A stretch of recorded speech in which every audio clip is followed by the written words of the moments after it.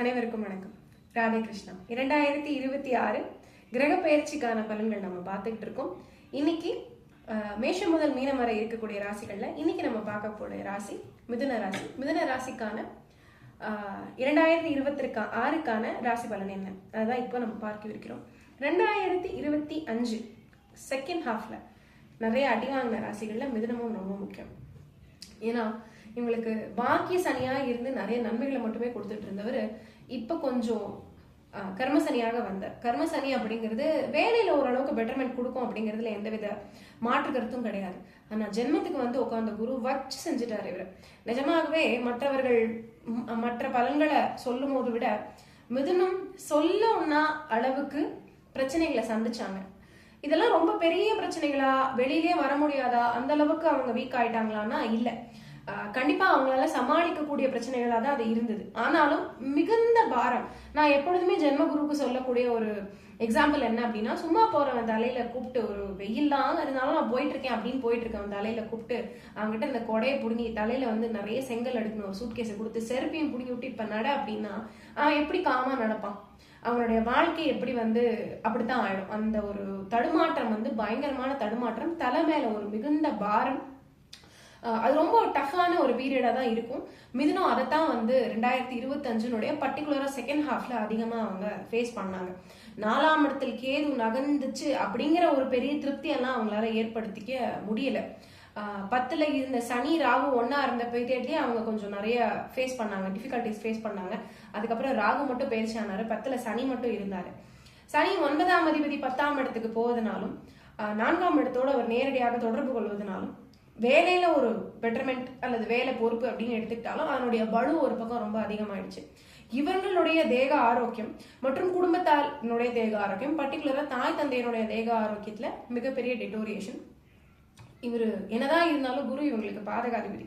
So அவர் அதற்கு உண்டான வேலைகளை சற்றே செய்யத்தான் செய்வர்.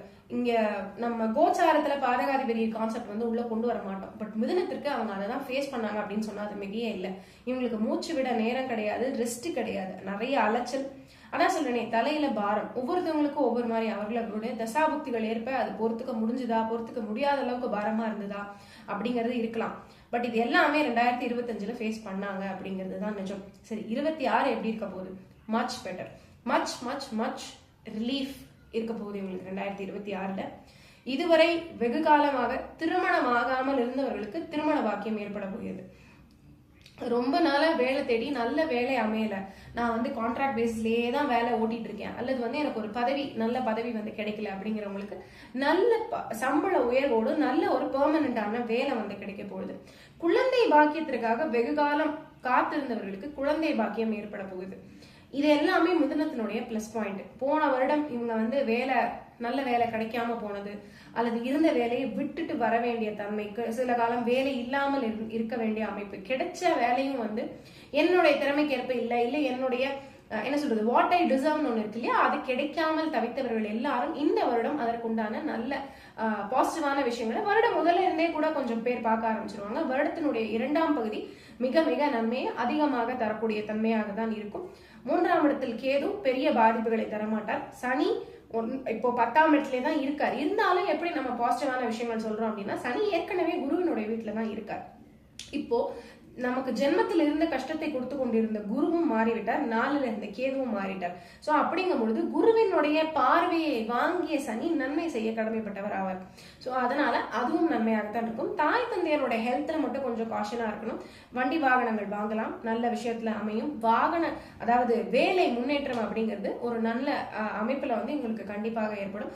சோ இது எல்லாமே இவங்களுக்கு பாசிட்டிவான விஷயமாக தான் 2026 மிதுன ராசிக்காரர்களுக்கு இருக்கிறது. 4ஆம் இடத்தை சனி மறுபடியும் பார்த்துட்டு இருக்காருங்கிற ஒரே ஒரு விஷயம் மட்டும்தான் கொஞ்சம் ஒர்க் லோட் வந்து இருக்கும்.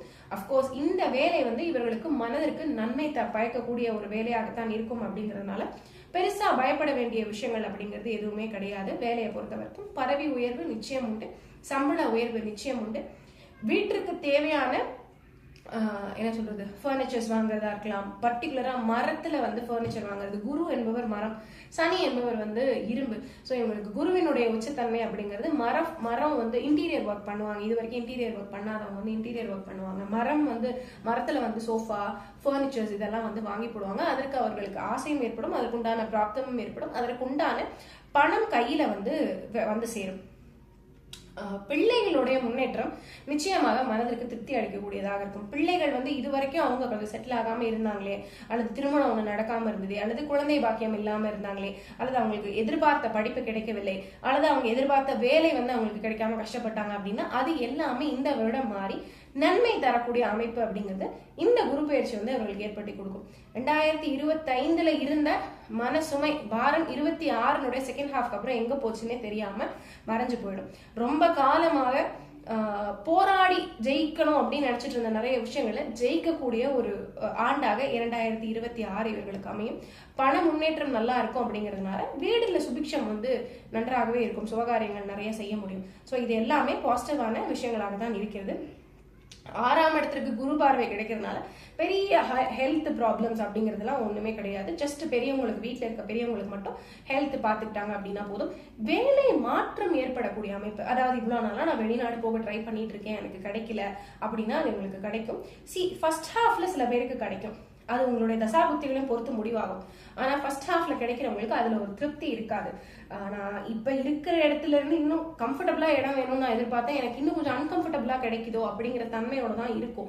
மார்ச்சுக்குள்ள நடக்கிறவங்களுக்கு, ஈவன் மே வரைக்கும் நடக்கிறவங்களுக்கே எனக்கு இது கம்ஃபர்டபுளா இல்லை அப்படிங்கிற ஒரு எண்ணத்தோட தான் நீங்க அந்த இடத்தை நோக்கி போற மாதிரி தான் இருக்கும். ஆயினும் அங்கே சென்று அவர்களுக்கு கண்டிப்பாக முன்னேற்றம் கிடைக்கும். அப்படிங்கிறதுனால வரக்கூடிய வேலை மாற்றத்தை அக்செப்ட் பண்ணிக்கிற மனோநிலைமை உங்களுக்கு நிச்சயமாக இருக்கணும்.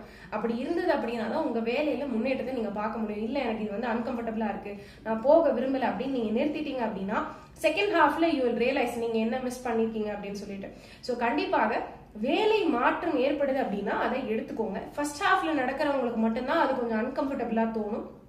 ஜூனுக்கு பிறகு வேலை மாற்றம் உங்களுக்கு ஏற்படுது அப்படின்னு இருந்ததுன்னா மோஸ்ட்லி நீங்களே எதிர்பார்த்துட்டு இருந்த வேலை மாற்றமாகத்தான் அது இருக்கும். அதனால உங்களுக்கு பெரிய மனக்கசப்பு எதுவுமே இருக்கா. கம்ஃபர்டான இடத்துக்கு போறோம், தெரிஞ்சேதான் போவீங்க. முன்னாடி போறவங்களுக்கு மட்டும் அது தெரியாது. ஸோ அதனால ஒரு மனக்குழப்பத்தோடு நீங்க கிளம்பி போற மாதிரியான ஒரு மனோநிலைமை இருக்கும்.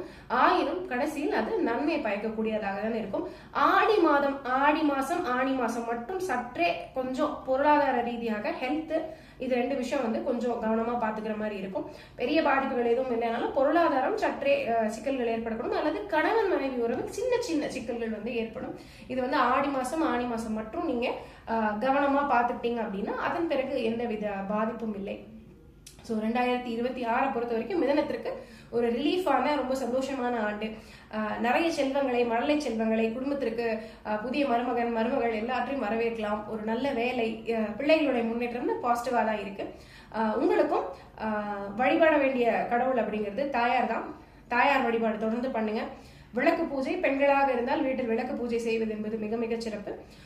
ஒரு முறை ஸ்ரீரங்கம் போயிட்டு வரலாம். ஸ்ரீரங்கம் போயிட்டு வந்தீங்கன்னா ரொம்ப நல்லா இருக்கும். திருமணம் ஆகாமல் ரொம்ப நாள திருமணம் ஆகல, முதிர்கண்ணி அல்லது வந்து இந்த 90s கிட்ஸ் பசங்களுக்குலாம் திருமணம் ஆகாம இருக்கீங்க அப்படின்னா நிச்சயமாக இந்த முறை உங்களுக்கு வரன் ஏற்படக்கூடும்.